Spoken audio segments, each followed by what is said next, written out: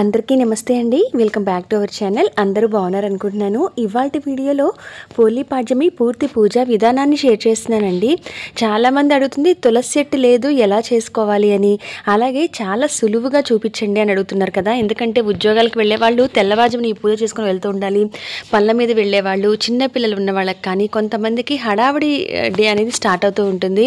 So అటువంటి వాళ్ళు చాలా ఫాస్ట్గా చేసుకోగలగాలి, దీంట్లో దీపాలు అనేవి వదులుకోగలగాలి కదా.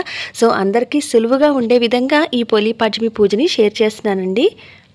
ఎక్కడ స్కిప్ చేయకుండా చూడండి. ఇంకా ఏదైనా సందేహాలు ఉంటే కింద కామెంట్ సెక్షన్లో అడగండి. అయితే ముందుగా మనకి పోలీ పాడ్యమి పూజ అనేది ఈ 2024వ సంవత్సరంలో డిసెంబర్ 2వ తారీఖు జరుపుకుంటామండి. చాలామంది డిసెంబర్ 1 అని అడుగుతున్నారు. కాదండి, ఆ రోజు కార్తీక అమావాస్య. మనము పాడ్యమి తిథి ఏ రోజైతే వస్తుందో ఆ రోజున ఈ పోలీ స్వర్గానికి పంపిస్తాము. అంటే డిసెంబర్ 2, 2024వ సంవత్సరం సోమవారం నాడు పోలీ పాడ్యమి. ఈ రోజే మార్గశిర శుద్ధ పాడ్యమి. ఈ రోజు నుంచి మనకి మార్గశిర మాసం మొదలవుతుంది. కాబట్టి ఈ రోజున సోమవారం నాడు ఈ పూజని తెల్లవారుజామున చేసుకుంటారు. అయితే ఏ టైం లోపల ఈ దీపాలు వదలాలని కూడా షేర్ చేస్తాను. అయితే ఇక్కడ తులసి చెట్టు లేకపోయినా మీకు ఆరు బయట లేదా పెరటు లేదా మీకు ఎక్కడైతే ఓపెన్ ప్లేస్ ఉంటుందో అటువంటి చోట కూడా మీరు ఈ విధంగా పూజన చేసుకోవచ్చు. ఎలాగో కుదరకపోతే అలా కూడా ప్లేస్ లేకపోతే మీరు నిత్య పూజా మందిరం చేసే చోట ఒక పక్కగా కూడా ఈ విధంగా పూజన చేసుకోవచ్చు. మొదటిగా గణపతిని పెట్టుకోండి. కార్తీక దామోదర పూజ కూడా ఆ రోజు చేయాలని అడుగుతున్నారు. సాధ్యమైనంత వరకు చేయడానికి ప్రయత్నించండి. ఎందుకంటే నెల మొత్తం కూడా మన రోజు కార్తీక దామోదరుని పూజించలేని వాళ్ళందరం కూడా ఈ రోజు చేయటం వల్ల పూర్తి పూజా ఫలితం అయితే వస్తుంది. అందుకని ఈ రోజున కూడా మట్టి ముద్దతో చిన్న స్వామివారిని చేసుకొని కార్తీక దామోదరునిగా పూజిస్తాము. అలాగే చాలామంది నిత్య పూజ దగ్గర దీపం పెట్టాలా తప్పనిసరిగా అని అడుగుతున్నారు. మనము ఒకవేళ ఈ పూజని మీరు తులసి చెట్టు ఉండి లేదా తులసి చెట్టు దగ్గర చేస్తున్నట్లయితే కనుక మీరు ఇక్కడే వినాయకుడికి పెట్టుకుని పూజ చేస్తున్నాం కదా, ఇంట్లో నిత్య దీపారాధన దగ్గర దీపం పెట్టండి, సరిపోతుంది. పూజ అంతా ఇక్కడ చేసుకుంటారు. ఒకవేళ మీరు అక్కడ పూజ అంతా చేసుకుంటున్నాము, తులసి చెట్టు ఉంది, దీపాలు మాత్రం వదులుకుంటున్నాం అనుకున్నప్పుడు అప్పుడు మీరు ఇంట్లో పూజ అంతా చేసుకొని వచ్చి ఈ తులసి చెట్టు దగ్గర దీపారాధన చేసేసి ఆ తర్వాత నీటిలో దీపాలు వదిలితే సరిపోతుందండి. ఇక్కడ తులసి చెట్టు లేని వాళ్ళు పూర్తిగా పూజా విధానం తెలియాలి కాబట్టి ఇక్కడ పూర్తిగా చేసి చూపిస్తున్నాను. ఇక్కడ ఈ విధంగా మీరు గణపతికి అయితే పూజ అయితే చేసుకోవాలండి. పసుపు గణపతిని చేసుకొని స్వామివారికి అష్టోత్తరం పంచోపచార పూజ చేసినా సరిపోతుంది. అంటే మనము పుష్పము, ధూపము, దీపము, నైవేద్యము, నీరాజనము ఇలాగో గంధం బొట్లు పెట్టి స్వామివారిని అలంకరిస్తాం కాబట్టి ఇలా పంచోపచారాలతో పూజ అయినా సరిపోతుందండి. స్వామివారి అష్టోత్తరం చదువుకున్నా సరిపోతుంది. అవేమి ఆ అష్టోత్తరం కూడా చదవటం రాదు అనుకున్న వాళ్ళు ఓం గం గణపతియే నమః అనుకుంటూ స్వామివారి నామాన్ని ఒక 11 సార్లైనా పలికి ఆ తర్వాత అక్షింతలు స్వామివారి ముందు వేయండి. వేసి 2 పూలు సమర్పించి స్వామివారికి పూజ అనేది చేసుకుంటే సరిపోతుంది. ఇక్కడ నేను మట్టి ప్రమిదల్లోని అడుగుని తమలపాకేసి ఒక్కొక్క మట్టి ప్రమిదలోనే దీపారాధన చేశాను. ఇక ఆ తర్వాత బెల్లం ముక్క ఏదైనా స్వామివారికి అటుకులు బెల్లం కానీ పండు కానీ ఇటువంటి బెల్లం కానీ నైవేద్యం పెట్టేయండి. స్వామివారి గణపతి పూజ అయితే ఇంతటితో పరిసమాప్తి అవుతుందండి. ఆ తర్వాత స్వామివారికి ఆ తాంబూలం కూడా ఇవ్వాలి.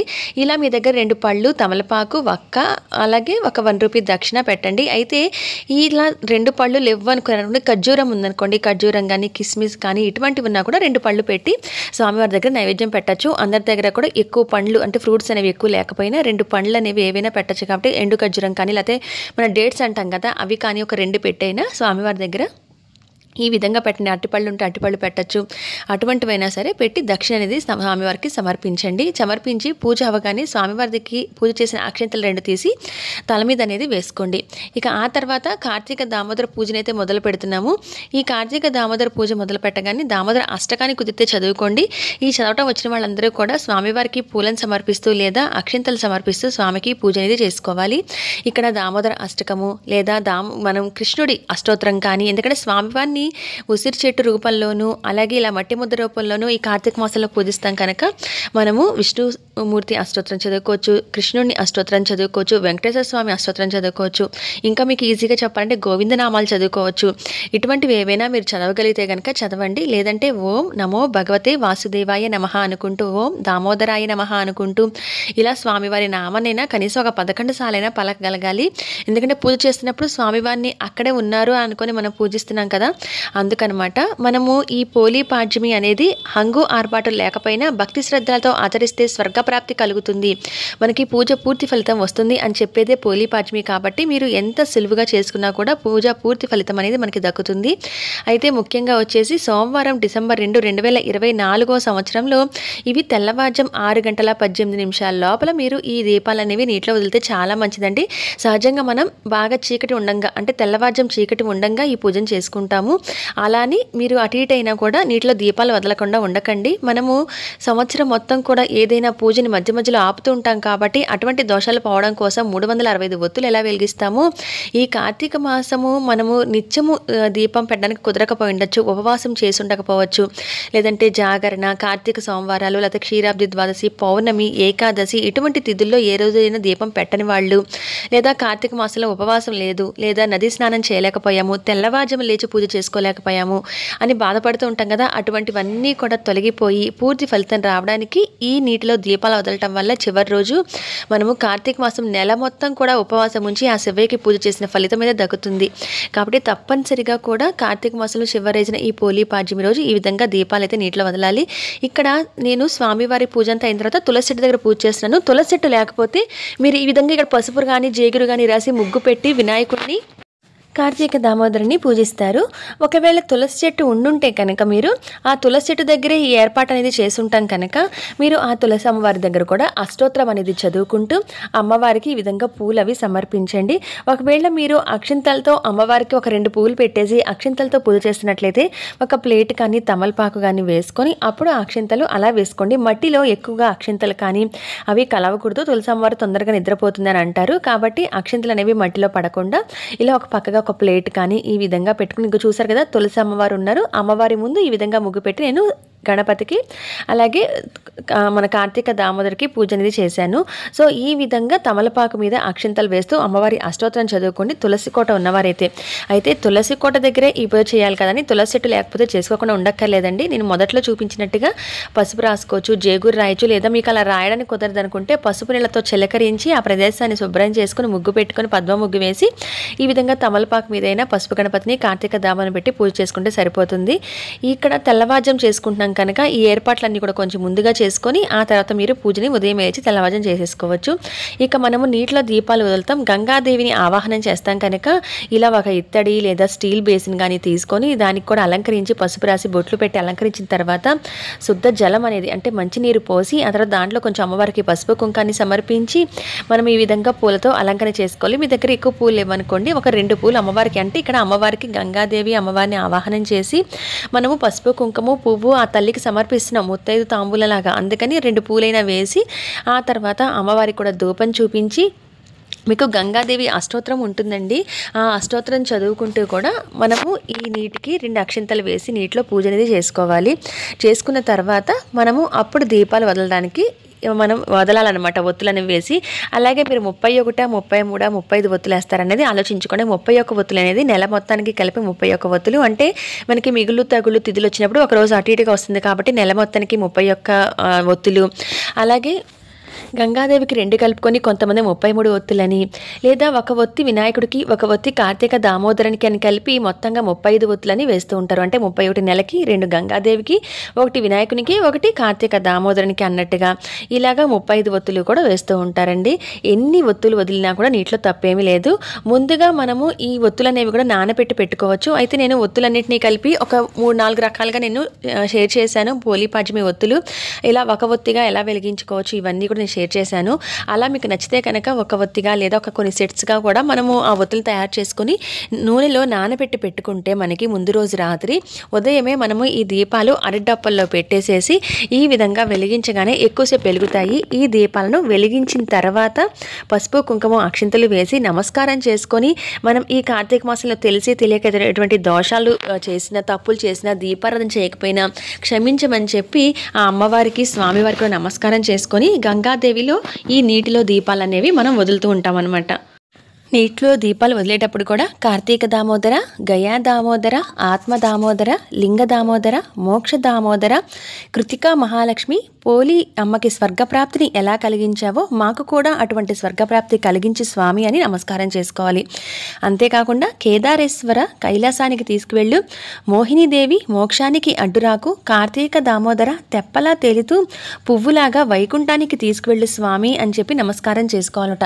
మరి అంతేకాకుండా మరి శివునికి నమస్కారం చేసుకున్నాం, విష్ణుమూర్తికి నమస్కారం చేసుకున్నాము, మరి అలాగే గంగమ్మ తల్లికి కూడా నమస్కారం చేసుకోవాలి కదా. పోలిని స్వర్గానికి వెళ్ళింది కాబట్టి ఈ రోజున కార్తీక దీపం పెట్టడం వల్ల ఎంత ప్రాప్తి కలుగుతుందో ఆ కథ చదువుకుంటే మనకు తెలుస్తుందండి. ఈ అక్షింతలు చేతిలో పట్టుకొని పోలి స్వర్గపు కథ అనేది ఉంటుంది, ఆ కథ చదువుకొని అక్షింతలు వేసుకోవాలి. ఈ నీటిలో దీపాలు ఈ కథ చదువుకునేంత వరకు మాత్రం తప్పనిసరిగా వెలిగేలా చూసుకోండి. అక్కడ వరకు ఆ తర్వాత దీపాలు కొండెక్కినా పర్లేదు, కథ చాలా చిన్నగానే ఉంటుంది. ఆ కథ చదువుకొని అక్షింతలు వేసుకునే వరకు దీపాలు వెలిగితే చాలు, నీటిలో వదిలిన దీపాలు. అప్పుడు కూడా పోలిని కూడా మహాలక్ష్మిగా భావిస్తాం కనుక నీటిలో దీపాలు వదులుతున్నప్పుడు కూడా గోరంత పసుపు కుంకుమ తీసుకొని కొండంత పసుపు కుంకాన్ని సౌభాగ్యాన్ని మాకు ప్రసాదించి తల్లి అని నమస్కారం చేసుకోవాలి. ఎందుకనంటే అమ్మవారికి మనం నీటిలో గంగాదేవిగా భావించి ఆ మహాలక్ష్మీదేవిగా అనుకొని పసుపు కుంకుమ పువ్వు సమర్పించి నీటిలో దీపాలు వదిలి ఒక తాంబూలం కూడా ఇక్కడ పెడతాం అనమాట. ఈ నీటిలో దీపాలు వదిలిన చోట అలా పెట్టాం కాబట్టి మనకి గోరంత పసుపు కుంకుమ ఇస్తే అమ్మవారు మనకి కొండంత సౌభాగ్యాన్ని ప్రసాదిస్తుందని ఒక నమ్మకం. ఈ విధంగా మనము పూజను చేసుకొని దీపాలు నీటిలో వదిలి అక్షింతలు అనేవి కథ చదువుకొని వేసుకొని అక్షింతలు కొన్ని స్వామివారి ముందుంచి తర్వాత ఒక తమలపాకు మీద ఈ విధంగా పక్కన పెట్టి వేసుకోండి. పూజ చేస్తున్నప్పుడు కూడా స్వామివారికి అక్షింతలు స్వామివారి పాదాల ముందు వేసుకోవచ్చు, లేదా ఒక తమలపాకు కానీ ప్లేట్ కానీ పెట్టి పక్కన వేసుకుంటే మనం తెల్లవారుజాము పూజ చేసినప్పుడు ఇంట్లో కుటుంబ సభ్యులందరూ కూడా లేచి ఉండాల్సిన అవసరం లేదండి. ఎందుకంటే సహజంగా చిన్న పిల్లలు కానీ పెద్దవారు కానీ ఆ సమయానికి లేవరే తెల్లవారుజాము వాళ్ళందరూ పడుకొని ఉన్నా కూడా మనం ఇంటిని శుభ్రం చేసుకుని ఒక పక్క తులసి కోట దగ్గర ఈ పూజను చేసుకుంటాము, లేదా తులసి కోట లేకపోయినా ఆరు బయట ఈ విధంగా పూజన చేసుకుంటాం కనుక ఆ అక్షింతలు అనేవి పక్కన పెడితే కథాక్షింతలు వీళ్ళు నిద్ర లేచి స్నానాలు అయిన తర్వాత వాళ్ళు బయటకు వెళ్ళినప్పుడైనా అక్షింతలు తప్పనిసరిగా ఇంట్లో కుటుంబ సభ్యులు వేసుకోవాలి. పూజ అవగానే కూడా ఈ పూజ చేస్తున్న వారు తప్పనిసరిగా వేసుకోవాలి. ఈ విధంగా మనము ఈ కార్తీక మాసంలో దీపాలు అనేవి వదలాల్సి ఉంటుంది. ఈ కార్తీక మాసం నెలంతా కూడా మనం ఏదైనా పూజలు చేయలేని వాళ్ళ దోషాలన్నీ కూడా పోవడానికి ఈ దీపాలు వదులుతాం కనుక, అయితే ఇంట్లో ఎంతమంది ఉంటే అంతమంది అన్నిసార్లు దీపాలు వదలాలని మనం అడిగారు. అలా ఏమీ లేదండి. 365 ఒత్తులు కూడా ఈ రోజున కావాలంటే వెలిగించుకోవచ్చు. అవి మాత్రం మీ ఇంట్లో కుటుంబ సభ్యులు ఎంతమంది ఉన్నారో అంతమంది వెలిగించుకోవచ్చు. వాళ్ళ పేర్లు చెప్పి ఈ పూజ చేస్తున్న వారే వెలిగించవచ్చు. ఆ చుట్టుపక్కల మట్టి ప్రమిదల్లో ఏర్పాటు చేసుకుని, అది పెద్ద పిండి ప్రమిద చేసుకొని దాంట్లోనే ఏర్పాటు చేసుకొని మీరు 365 ఒత్తులు ఎంతమంది ఉన్నారో అంతమంది వెలిగించవచ్చు. కానీ నీటిలో దీపాలు అనేవి ఈ 31 ఒత్తుల 33 లేదా 35 వెలిగిస్తారా, ఎన్ని వెలిగించిన దోషమేమీ లేదు. సో ఆ వెలిగించే ఒత్తులు నీటిలో ఒకసారి వదిలితే సరిపోతుంది.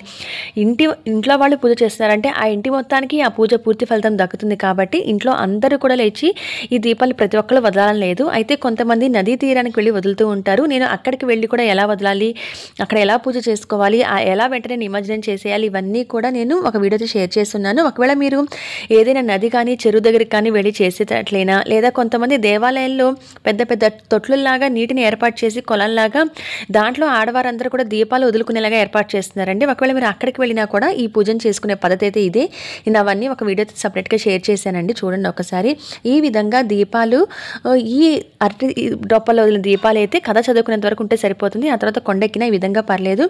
కానీ ఇది పూజాపీఠాన్ని ఎప్పుడు కదపాలి అని అంటే వెంటనే కదిపేస్తాం. ఇక్కడ నేను మంత్రం ఇచ్చాను చూడండి. ఈ దీపారాధన కథ చదువుకొని స్వామివారికి వడపప్పు పానకం చలిమిడి ఏవైనా నైవేద్యం పెట్టేసి పండ్లు తాంబూలం ఇచ్చేసుకొని ఇంకా పూజ అంతా అయిపోయింది అనుకున్న తర్వాత అక్షింతలు కూడా తల మీద వేసుకున్న తర్వాత ప్రసాదం కూడా కొంచెం నోట్లో వేసుకోండి. ఆ తర్వాత మనము అరడొప్పల్లో దీపాలు కొండెక్కిపోతాయి. కానీ మామూలు దీపారాధన ఉండంగానే ఇక్కడ నేను చూపించిన గణపతికి ఉద్వాసన, అలాగే కార్తీక దామోదరుని పెట్టుకొని ఉంటే ఈ స్వామివారికి ఉద్వాసన చెప్పేస్తాం వెంటనే. ఇది మరుసటి రోజు ఏమి వరకు ఇవన్నీ ఉంచక్కర్లేదు. అందులో మంగళవారం కూడా వచ్చింది మరుసటి రోజు. పూజ అయిన వెంటనే కూడా దీపారాధన ఉండంగానే ఈ విధంగా 3 సార్లు ఈ మంత్రాలు చెప్తూ కూడా స్వామివారికి ఉద్వాసన చెప్పేయాలి. ఉద్వాసన చెప్పి ఈ విధంగా తమలపాకు పట్టుకొని 3 సార్లు కదిలించేయాలి. మీరు తులసమ్మ ఉండి చేసినా లేకుండా చేసినా పూజ అంతా విధానం ఇలానే ఉంటుందండి. సో ఈ విధంగా సింపుల్గా కూడా చేసుకోవచ్చు. ఈ తమలపాకు పట్టుకొని 3 సార్లు స్వామిని కదిలించేసిన తర్వాత మీరు దీపారాధన ఉండంగా స్వామివారిని కదిలిస్తారు. ఈ విధంగా దీపారాధన కొండెక్కిన తర్వాత పూర్తిగా ఒత్తులన్నీ అయిపోయి మనకి దీపారాధన కొండెక్కిన తర్వాత మాత్రమే అప్పుడు ఇవన్నీ కూడా సర్దుకోవాలి. అప్పుడు మనం పెట్టిన తాంబూలు అవన్నీ ఇంట్లో మనం ప్రసాదంగా తినేయచ్చు ఆ పళ్ళవి. అయితే ఇక్కడ అక్షింతలు తులసి అమ్మవారికి చేసుకున్న అక్షింతలు కానీ, లేదా స్వామివారికి చేసుకున్న అక్షింతలు, కథ చదువుకున్న అక్షింతలు అన్నీ కూడా ఈ విధంగా ఒక చోట మనం స్టోర్ చేసుకుంటే ఇంట్లో అందరూ వేసుకోవాలి ఈ అక్షింతలు. అలాగే ఒక పక్కన పెట్టుకుంటే ప్రతిరోజు కూడా బయటకు వెళ్ళినప్పుడు 2 గింజలు తల మీద వేసుకుని వెళ్ళటం అనేది చాలా మంచి అలవాటు అండి. అది అలా చేసుకుని ఒక రక్షగా పనిచేస్తామట పూజ అక్షింతలు. సో మనం రోజు దేవాలయానికి వెళ్ళి శటకోపం పెట్టించుకునే అక్షింతలు అయితే రోజు వేయించుకోలేం కదా. సో ఇలా పూజ చేసుకున్న మన ఇంట్లో చేసుకున్న అక్షింతలు కూడా అంతే పవర్ఫుల్గా ఉంటాయి. రోజు పిల్లలు స్కూల్కి వెళ్తున్నప్పుడు కూడా ఈ విధంగా అక్షింతలు వేసి పంపిస్తే మంచిది. ఇక ఆ తర్వాత ఆ గంగమ్మ నదిలోనే ఆ అమ్మవారిని మనం పూజించాం కనుక ఆ గంగమ్మ నదిలోనే ఈ పసుపు వినాయకుడిని మనము నిమజ్జనం చేసేయాలి. ఈ అరడొప్పలు ఒత్తులు ఇదైపోతాయి కదా, ఆ అరడొప్పలు తీసి పక్కన పెట్టేసేసి మనము ఆ నీటిలోనే ఆ గంగాజలంలాగా భావించిన నీటిలోనే పసుపు వినాయకుడిని నిమజ్జనం చేసేయండి. మరి మట్టి వినాయకుడిని అయితే కనుక మీరు ఇలా తులసమ్మ ఉండి ఒక చెంబులో నీటిని పెట్టుకొని ఉంటే ఈ కార్తీక దామోదరుని ఈ చెంబులో నిమజ్జనం చేసేయండి. అలా కాకుండా మీరు తులసమ్మ లేదు కదండి మేము తులసమ్మ పెట్టుకోకుండా చేసుకున్నామని అంటే కనుక అప్పుడు మీరు ఈ మట్టి రూపంలో పూజించిన కార్తీక దామోదరుని కూడా గంగానదిలోనే నిమజ్జనం చేస్తున్నట్టుగా భావించి ఇదే నీటిలో వేసేయచ్చు. అయితే ఇక్కడ మీరు పసుపు గణపతిని కూడా ఈ నదిలో మనం నిమజ్జనం చేసాం కనుక మీరు ఈ నీటిని తులసమ్మ చెట్లో పోయకండి. ఈవెన్ మనం కార్తీక దామోదరుని నిమజ్జనం చేసినా కూడా ఈ నీటిని పసుపు గణపతిని కలపడం వల్ల తులసమ్మ చెట్లో పోయకండి. వేరే ఏదైనా పచ్చని చెట్టులో ఈ నీటిని పోసేయాలి. అందుకని ఇక్కడ నేను సపరేట్గా ఒక పాత్ర పెట్టుకున్నా కూడా తులసమ్మకి నీటిని ఆ నీటిలో కార్తీక దామోదరుని నిమజ్జనం చేశాను. ఈ నీటిని తీసుకెళ్లి తులసి చెట్లో పోసేయచ్చు. ఒకవేళ మీరు పసుపు గణపతిని మాత్రమే కలిపాము అని అంటే కనుక ఆ నీటిలో గంగాజలంలో అంటే మన పెద్ద ప్లేట్లో నీటిలో దీపాలు వదిలాం కదా ఆ ప్లేట్లో కలుపుంటే కనుక మీరు ఆ నీటిని తులసి చెట్లు కాకుండా వేరే చెట్లో పోసేయండి. ఇక ఆ తర్వాత మనము ఈ పూజా వస్తువులన్నిటినీ కూడా వెంటనే సర్దేసుకోవచ్చండి. ఇవి మనం ఒకవేళ తెల్లవారుజాము ఈ పూజ చేసుకున్న తర్వాత కొంచెం ఇంట్లో స్కూల్స్ పిల్లలకి హడావడి వంట హడావడి ఉంటుంది కాబట్టి ఈ విధంగా మీరు ఉద్వాసన అయితే చెప్పేసి తర్వాత మనం మిట్ట మధ్యాహ్నం కాకుండా నేనైతే వెంటనే ఇప్పుడు చూపించేస్తున్నాను కదా మీకు తెలియాలని మిట్ట మధ్యాహ్నం 12 లోపల మనం చేసుకోవచ్చు. మరీ మిట్ట మధ్యాహ్నం 1 గంట 2ంటికి ఇవన్నీ సర్దడం అవి చేయకండి. ఈలోపే పూజాపీఠాన్ని శుభ్రం చేసి ఇవన్నీ కూడా ఎత్తిపెట్టండి. అంటే ఉద్వాసన అనేది మనం దీపాలు ఉండంగా చెప్పేసి తర్వాత సర్దుకోవడం కొంచెం హడావుడు అయిన తర్వాత అయినా 8, 9 10 మనం ఇవన్నీ కూడా సర్దుకొని ఈ విధంగా నిమజ్జనం చేసేసి ఇదిగోండి పసుపు పూర్తిగా స్వామివారు ఈ విధంగా నిమజ్జనం అయిపోయారు. ఈ నీటిని తీసుకెళ్ళి ఏదైనా చెట్టు దగ్గర వంపేయండి తులసి చెట్లో కాకుండా. కార్తీక దామోదరుని నిమజ్జనం చేసిన స్వామివారి వాటర్ అయితే కనుక తులసి చెట్లో పోసుకోవచ్చు. ఆ తర్వాత ఈ దీపాలవన్నీ కూడా మళ్ళీ మనం వాష్ చేసి వాడుకోవచ్చు. అయితే ఇక్కడ పూజా ప్రదేశంలో ఇవంతా కూడా స్వామివారికి ఆవాహనం చేసి ఒక ఆసనంలాగా ఏర్పరిచి నేల మీదే పెట్టి మనం పూజ చేసుకున్నాం కనుక ఈ ముగ్గుని పసుపు కుంకాన్ని పూలని ఇవన్నీ కూడా చేతులతో శుభ్రం చేసుకోండి. డైరెక్ట్గా చీపిరి పెట్టి కూడా కొంచెం దగ్గర చేసి ఎత్తేసిన వరకు మీరు ఒక క్లాత్తో దగ్గర చేసుకోండి. అయితే పూజలో వాడిన పూలు అప్పుడే పూజ చేసాం కాబట్టి తెల్లవారుజామున ఫ్రెష్గా ఉంటాయి కదండి. అవి ఏదైనా మీరు గణపతి పూలు అనుకోండి తీసుకెళ్ళి నిత్య పూజా మందిరంలో గణపతి విగ్రహం కానీ ఏమైనా ఉంటే స్వామివారి ముందే పెట్టచ్చు. లేదంటే కనుక ఈ పూలన్నీ తీసుకెళ్ళి నిత్య పూజా మందిరంలో విష్ణుమూర్తి లేకపోతే శివుని ఫోటో ఉంటుంది కదా ఆ ఫోటో ముందు జస్ట్ అలాగా పెట్టుకోండి. ఆ రోజంతా కూడా అలా ఉంచుకోవచ్చు. ఎందుకంటే అప్పుడే పెట్టిన పూలు కాబట్టి. లేదా ద్వారబంధాన్ని గుచ్చుకొని వేసుకోవచ్చు. లేదా తులసి చెట్టు దగ్గర ఆ పూలన్నీ కూడా వేయచ్చు. కృష్ణుడి విగ్రహాలు ఏదన్నా ఉంటే కనుక మీ దగ్గర ఆ కృష్ణ విగ్రహం ముందు ఒక బౌల్లో వేసి పెట్టుకోవచ్చు. అలా వాడుకోండి అప్పుడే పెట్టిన పూలు కాబట్టి. సో ఈ విధంగా కూడా మనం పోలీపాడ్యమి పూజను అయితే చేసుకోవాల్సి ఉంటుందండి. డిసెంబర్ 2, 2024 తెల్లవారుజామున ఈ పూజను చేసుకుంటాము. ఈ పాడ్యమికి కుదరకపోతే మళ్ళీ ఎప్పుడు చేయాలి అని అడుగుతున్నారు. ఈ మార్గశిర శుద్ధ పాడ్యమి అంటే పోలీ పాడ్యమి కార్తీక అమావాస్య తర్వాత రోజు మాత్రమే చేయగలమండి. మన వీలుకు తగ్గట్టుగా పురాణాలని శాస్త్రాలే మార్చలేం కదా. కాకపోతే ఇంట్లో ఎవరికైనా ఆడవాళ్ళకి పీరియడ్ ప్రాబ్లం ఉంటే మిగతా కుటుంబ సభ్యులు ఎవరైనా చేయవచ్చండి. కొంచెం చేయగలిగే వయసున్న పిల్లలైతే పిల్లలు కూడా చేయొచ్చు, మగవారు చేయొచ్చు. ఎవరైనా మన పేరు చెప్పుకొని ఇప్పుడు ఇంట్లో ఒకళ్ళు చేస్తే పూజ పూర్తి ఫలితం వస్తే ఎలా చెప్తున్నామో మన బదులు వారైనా మగవారైనా చేయొచ్చండి. ఈ దీపాలు వదలటమే కాబట్టి. కాకపోతే ఇంత దీపారాధన చేయడం నీటిని ఈ విధంగా ఏర్పాటు చేసుకొని కనీసం మంత్రాలు రాకపోయినా నీటిలో దీపాలు వదలటం అనేది మిగతా కుటుంబ సభ్యులను చేయగలరు కదా. సో ఆ చిన్న పనైనా వాళ్ళ చేత చేయించండి. దానివల్ల పూజ పూర్తి ఫలితం అనేది కుటుంబ సభ్యులందరికీ కూడా దొరుకుతుంది. ఇదండి ఇలా చాలా సులువుగా పోలీ పాడ్యమి పూజను చేసుకోవాల్సి ఉంటుంది. ఇంకా ఏదైనా సందేహాలు ఉంటే నాకు కింద కామెంట్ సెక్షన్లో తెలియచేయండి. నేను తప్పకుండా మీకు క్లారిటీ అనేది ఇస్తాను. మరి మరొక మంచి ఇన్ఫర్మేటివ్ వీడియోతో మళ్ళీ కలుస్తాను. అంతవరకు సెలవు. నమస్కారం.